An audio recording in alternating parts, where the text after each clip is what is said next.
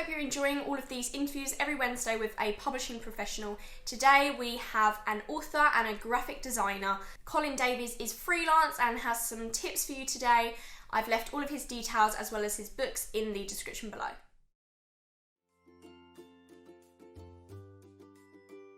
Hello, my name is Colin Davies. I'm an author, as well as other things, because authoring doesn't always pay the bills. That would have to be tell my father about my books. He died 20 years ago, and it was after his death that I published my first book, and I think he would be very proud of it. I know I am, and I do sometimes sit there and have a melancholic moment where I think it would have been lovely to sit down and discuss some of these story ideas with him. A motto I personally live by is just have fun. There are so many things that come along that make you realise that life is shorter than any of us really want it to be. As a consequence, we can spend too much of that time just being serious. So being silly, enjoying things, doing stuff you enjoy doing, but not at the detriment of others. So, you know, it's okay to be daft and silly and this whole thing of banter. But if somebody actually genuinely turns around and says, "I'm sorry, that upsets me," instead of trying to defend your position all the time, just say sorry and move on and have fun somewhere else. Because everybody should be smiling a lot more, especially at these times.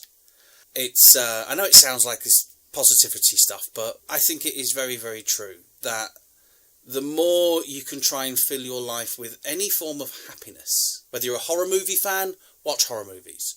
Listen to rock music, listen to the blues, if that's your thing, you know. Just do it and meet people that like those kind of things as well, so that you can enjoy each other's company properly, rather than trying to force into pigeonholes, you know. If you're someone who doesn't like Marvel movies, then fine, don't like Marvel movies, you know.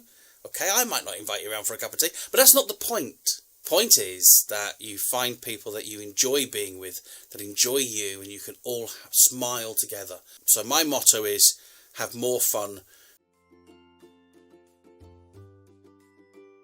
So what is my actual job? What do I do on a day-to-day basis? I'm doing 3 things at the moment. I am writing. I do a lot of creative writing, short stories. I love writing short stories. I'm putting together things like books. Pays a little bit, but my main payment is being a graphic designer. I design labels for oil companies and book covers for other writers, which is quite nice. It's more of a design idea than being a full-on artist. So for me, I can put words on top of pictures and make it look right. So that's what I do. That's mainly pays the bills. But I'm also studying for my BA in English literature, English language and creative writing, so that I have a degree, because I never did all that degree stuff. So that would be nice to get that. And I'm also planning as part of that degree, I'm also planning a PhD in role-playing games and techniques for teaching creative writing via role-playing games. So I'm also doing a lot of reading at the moment. There's my things. I write, I study, and I design things. It's a funny one, to be perfectly honest with you. I've always been a writer ever since I was at school, but I came from a very working class background, I suppose is the best way to describe it. Grew up on a council estate, but in an area where if you weren't academically gifted, you just weren't given options. It's not that you couldn't do things, you just weren't told you could do things, and as a consequence, you never thought you could. So, I have dyslexia. I know, I'm an author, I write books, I've got dyslexia. But when I was at school in the 80s, it wasn't as recognised. All it was I wasn't as good at English, even though I could write the best stories in the school. Because of the spelling issue and the lack of editors, I was put down and I wasn't allowed to take an O-level in English. And because of that, the option of going to university was not something that was on my list. I got a job as a roofer, and then I got a job as a hi-fi salesman, which is probably my favourite job of all. That was amazing. From there, whilst I was being a hi-fi salesman, I started to work in the concepts of design work.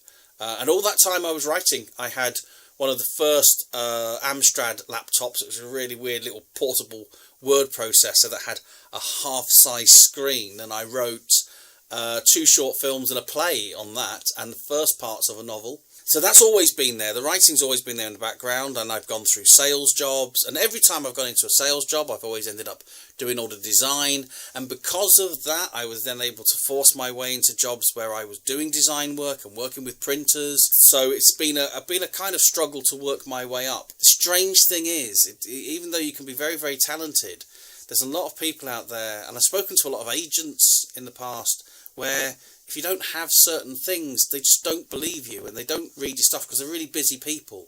So you don't always get a chance with people. But certain things I've discovered over the years, things like having a degree, for example, or having certain diplomas, do actually allow you to speak to people more. That's how I feel, anyway.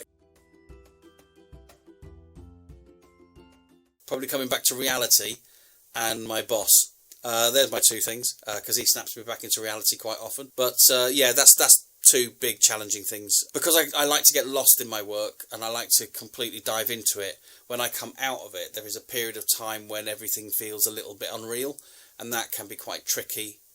If you're not in the industry, if you're not a writer or you're not a designer, one of the things that most people don't realise is how the first thing you do is not the last thing it's going to be. That there's a lot of work between the original idea and the finished product. Rewrites, redesigns, sitting down with clients as they try and be creative over the top of what you've done.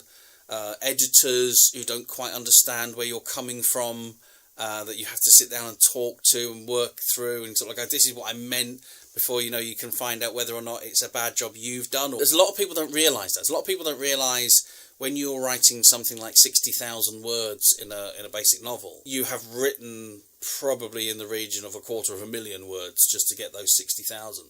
Because of the rewrites and the rewrites and the rewrites and the rewrites over and over and over again, because you realise that this bit doesn't work with that, or you've forgotten that actually that's the story arc for that particular character and they've changed their motivation halfway through, so you've got to then rewrite things to correct it. One thing I've learnt about the publishing industry is it's very hard to get into. How to get into it, I suppose. I don't think anybody really knows everything about the publishing industry, because you're dealing with not just the publishing industry, you're dealing with the public. It's trends, it's what people are looking for, what people want to buy. I think the thing I don't know about publishing is what most people don't know about publishing, and that is, what's the next big thing? What advice would I give someone trying to get into a similar role? Just do it. And if a job comes up in a publisher's, apply. Don't look at it and go, oh, I'd love to do that job. Then fill in a form. The worst that can happen is they'll say no, and then you fill in another form, and then you write another book, and then you write another short story, and then you send off to another publication. And you just keep getting rejections until one of them says yes. And then when one of them says yes, work hard on that yes. Don't sit back on your laurels. Make sure, if that is what you want to do, you do it. And make sure you do it as well as you can. And also, the other piece of advice I'd give is, don't think of success as being the ultimate goal. There are parts of success that there can only be one winner. The Booker Prize, for example, is a classic thing for that. There's only one winner, but there's lots of books that have got into that list, into the short list. And there's lots of books that are on the long list. And there's lots of books that aren't even on the list, but have still sold 20, 30, 40,000 copies. That's success. Make sure you keep your levels of success in realistic areas. Multiple goals on your way up the ladder. Treat people nice as well. You'll find a lot of people treating people not very nice. I don't agree with that. I actually think if you go in, you can treat people nice and you can progress up the ladder much in the same way by treating people nice. But be firm. So it's not about being horrible to people and treading over them on the way up, but it is about letting people get away with errors. The main piece of advice is just do it. Fill in the application form, write the book, write the short story, write the poem. Just do it. Do it and see what happens. Because you never know. One book that everybody should read. Well, there's of course Mathematical and Anagramophobia. Blood Ink, as my latest one of short stories. I don't know. It's a very difficult one for me because I have my own personal favourite books, like The Hobbit. I love The Hobbit.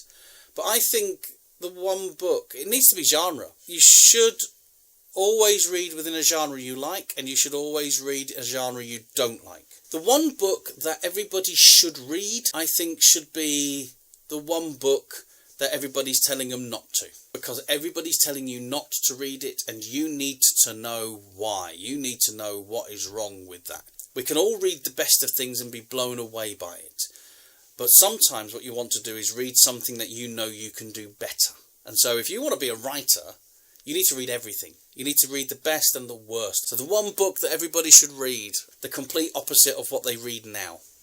Read one book that you would never in a million years think about picking up.